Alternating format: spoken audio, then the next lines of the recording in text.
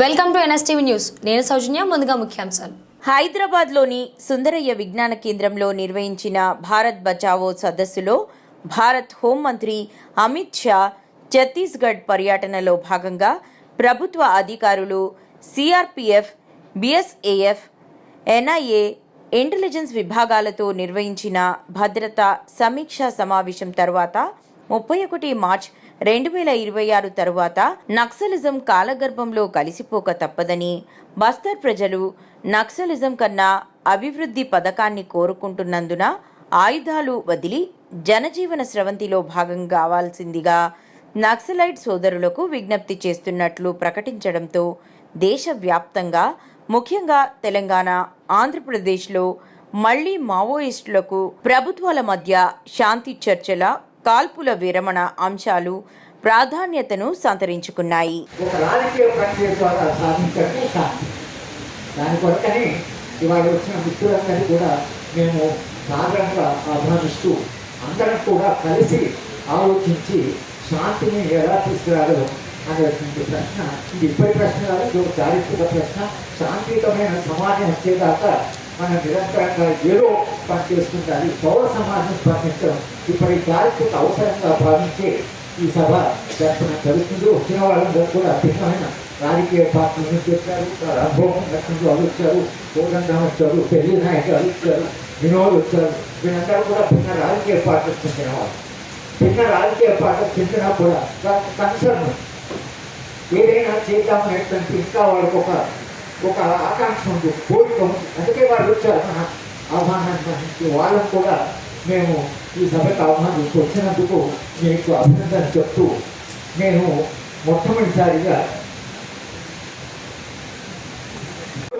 అయితే అక్కడ కేంద్రీకృతమైనటువంటి బలగాలు ఏవైతే ఉన్నాయో అవి సిఆర్పిఎఫ్ కావచ్చు, డిఆర్టీ కావచ్చు, ఎస్టీఎఫ్ కావచ్చు, కోబ్రా కావచ్చు, ఇవి అన్ని లెక్క పూర్తి లెక్క తీస్తే ఒక్క బీజాపూర్ జిల్లాలోనే 48,150 మంది పోలీసు బలగాలు ఉన్నాయి అక్కడ.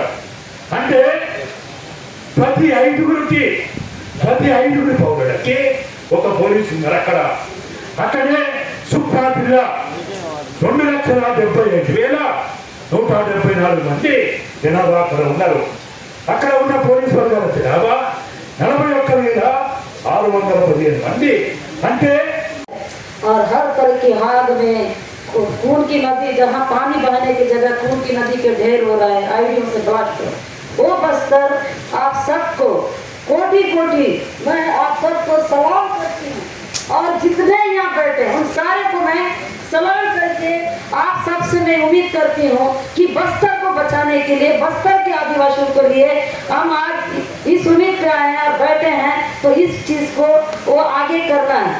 लेकिन मैं जो बस्तर में जो चीजें हो रही है, इतने दिनों से, इतने सालों से चर्चा कर रहे हैं, लेकिन आज मुझे इस बात का ऐसा लगने लगा कि अब बस्तर में शांति वार्ता की जो बात आई है, उस शांति वार्ता के लिए आज जो पहली बार मैं इतने साल, मतलब मैं 20 सालों में कई बार यहाँ मतलब हैदराबाद में आई, लेकिन ये पल नहीं देखी। लेकिन आज आप सबको इस एक मंच में इतने सारे मैंने साथियों को देख के आज कहीं ना कहीं इस बात की थोड़ी सी उम्मीद जग रही है कि बस्तर में शांति वार्ता होना चाहिए, हर पल होनी चाहिए। क्योंकि कितने सालों से सर्वजुर्म आया, सर्वजुर्म के समय भी कितने वहाँ पर लोगों को, घरों को जलाया गया, बलात्कार किया गया, ये सब चलते ही आ रहा, और सरकार को कोई फर्क नहीं पड़ता। लेकिन हम पहले की बात, जो 10 साल पीछे में की बात मैं नहीं करूँगी, 10 साल पीछे जाएंगे तो वही चीज होते आया है, वो चीजें चलती आई है। लेकिन और उन बातों को करने से और आज के में अब इन 2 सालों में जो हमको दिख रहा है 2024 में, 2024 और 25 इतना मतलब सरकार जो हरकत कर रही है, भाजपा सरकार जब से आए हैं उसके बाद, मैं किसी पार्टी की ये नहीं कह रही हूँ कि मैं इस पार्टी को ज्यादा समर्थन, इस पार्टी, लेकिन कहीं ना कहीं बोलने से मैं चुपती नहीं। कांग्रेस गवर्नमेंट भी आया और आज भाजपा गवर्नमेंट, थोड़ा ना थोड़ा तो अंतर है। जो 2024 का डेटा देखेंगे, अब 2024 2025 का डेटा, दोनों में अंतर है। तो इतना नरसंहार आज क्यों? वो तो उस समय भी कांग्रेस गवर्नमेंट में भी होता, ऐसा नहीं कि नहीं है, लेकिन उससे थोड़ा, लेकिन ये जो सरकार आने के बाद अति हो गया। और आज जब शांति वार्ता की बात जब कर रहे हैं, पता है सरकार क्या वहाँ पर हमारे लोग आदिवासी को क्या भड़का रही है। सरकार ये भड़काने की कोशिश कर रही है। देखो हैदराबाद से जो लीडर है उनको मौत के घाट उतारने से अब शांति वार्ता की बात आ रही है। ऐसा करके वहाँ के लोगों को भड़का रहे हैं और वहाँ की कम्युनिटी किसी तरह की बात को लेके आगे ना स्टेटमेंट दे रही है, चाहे नए हों चाहे और भी लोग हैं, कोई समुदाय बाहर आके अपनी बात नहीं रख रहे। लेकिन उनके अंदर जाके उनको कैसे समझाना, कैसे कहना, ये हम सबको जो मंच में बैठे सारे लोगों को जाके इस बात को बस्तर में रखनी पड़ेगी, क्योंकि उनको लग रहा है कि नहीं हैदराबाद के जो लीडर मारे जा रहे तब शांति वार्ता की बात आ रही, लेकिन मुझे लगता है ऐसा नहीं है। क्योंकि ये तो आज लीडर मरने की बात नहीं, वहाँ के आदिवासी भी मर रहे हैं, यहाँ के लोग भी मर रहे हैं, लेकिन यहाँ की लीडर अगर बस्तर को वहाँ पर अगर जंगल बचाने के लिए अपनी बंदूकें लेके वहाँ लड़ रहे हैं तो क्या गुनाह रहा, क्या तकलीफ है। तो आज सरकार इस बात को क्यों कह रही है कि लीडर, देखो हमको किसी तरह का भेदभाव और ये सब चीजें में नहीं, लेकिन हमको चाहिए बस्तर में शांति वार्ता, चाहे वो हैदराबाद के लीडर की ये हो रही हो, चाहे झारखंड की हो, छत्तीसगढ़ की हो, कहीं से भी, लेकिन शांति वार्ता, क्योंकि बस्तर भी एक भारत का एक हिस्सा है।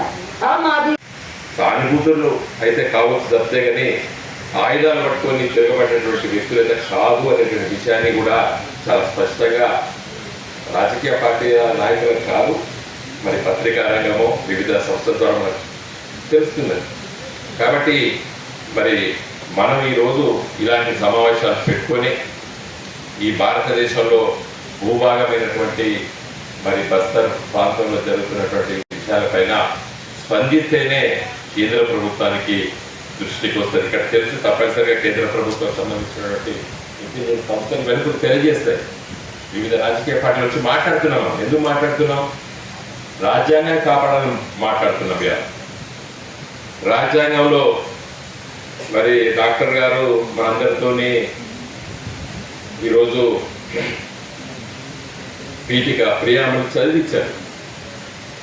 దాంట్లో వారు చెప్తున్నప్పుడు సెక్యులర్ అనేటువంటి పదం వచ్చినప్పుడు నాకు ఇమ్మీడియట్గా సుప్రీంకోర్టు ఇటీవల కాలంలో ఇచ్చినటువంటి తీర్పు కూడా తెలుసు మనకి. ఎవరు సెక్యులర్ అనే పదాన్ని రాజ్యాంగంలో ప్రియామలు తొలగించాలని చెప్పి మరి బీజేపీకి సంబంధించినటువంటి మాజీ పార్లమెంట్ సభ్యులే చేసేసారు సుప్రీంకోర్టులో. సెక్యులర్ అండ్ సోషలిస్ట్ ఈ రెండు పదాలు ప్రియాంబుల్ నుండి తొలగించాలని ఫైల్ చేశారు. అదృష్టవశాత్తు మరి సుప్రీంకోర్టు జోక్యం తీసుకొని దాన్ని తిరస్కరించేది. నేను వెంటనే ఒక వ్యాసం మరి ఆంధ్రజ్యోతి మిత్రులు పంపించాను, పబ్లిష్ చేశారు 2-3 days తర్వాత. అంటే ఒక మంచి తీర్పు ఇచ్చింది సుప్రీంకోర్టు అని.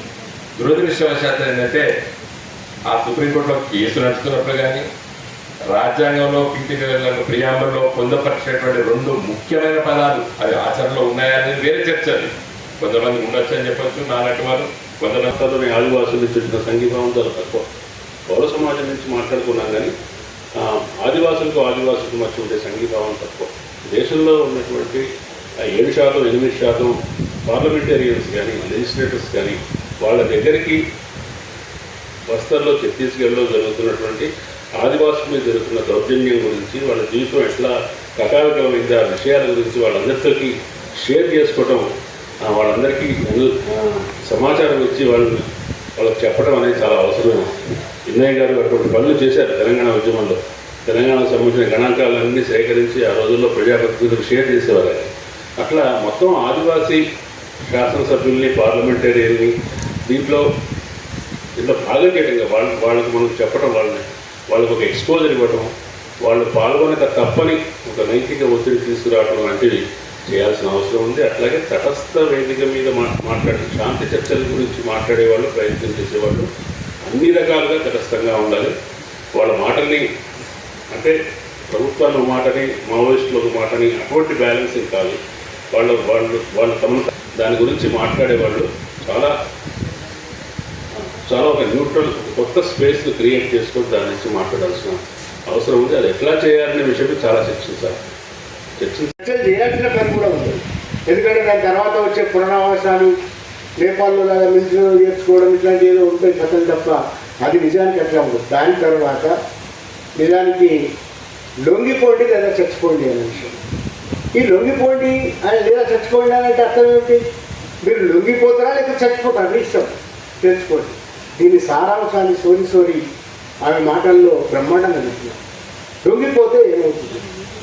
అక్కడ ఉన్న వాళ్ళందరూ మావోయిస్టులా కాదు కదా. ప్రభుత్వ లెక్కలే చెప్తున్నాయి. ఇంకా 100 మంది మిగిలినారు, 1000 మంది మిగిలినారు, 2000 మంది మిగిలినారు అనే ప్రభుత్వ లెక్కలు. మావోయిస్టులు అంటే వాళ్ళు 1000 మంది అని మిగిలినారని. మిగతా లక్షలాది మంది లొంగిపోవడం అంటే అర్థం ఏంటి అంటే సోరి మాటల్లోనే లొంగిపోయిన మావోయిస్టులు అనే దాన్ని సుప్రీంకోర్టు చూపించిన తర్వాత జరిగే పరిణామాలు నాకు చెప్పినారు మనం విని ఉన్నాం. ఇంకా భవిష్యత్తులో ఏం జరుగుతున్నాయి? ఇట్లాంటి పరిస్థితులలో ఒకవైపు పౌర సమాజం చేస్తున్న ప్రయత్నాలను కూడా శంకిస్తున్న ప్రయత్నాలలో మనం ఎట్లా చేయగలం? మావోయిస్టులు సిద్ధంగా ఉన్నారు, ప్రభుత్వం సిద్ధంగా లేదు. కానీ 2 స్టేట్మెంట్ల తర్వాత కూడా 2 వెళ్ళిపోవటం జరిగింది. 3 ఒకసారి పాలనకు వ్యతిరేకంగా 100 సంవత్సరాల్లో ఈ దేశాన్ని మళ్ళీ కాషాయ విధానంగా మనువాదుల పాలన నడిపించాలని కొనసాగుతున్న మిషన్ కగార్ పేరుతో ప్రజల గురించి ప్రజాస్వామ్యాన్ని నిలబెట్టే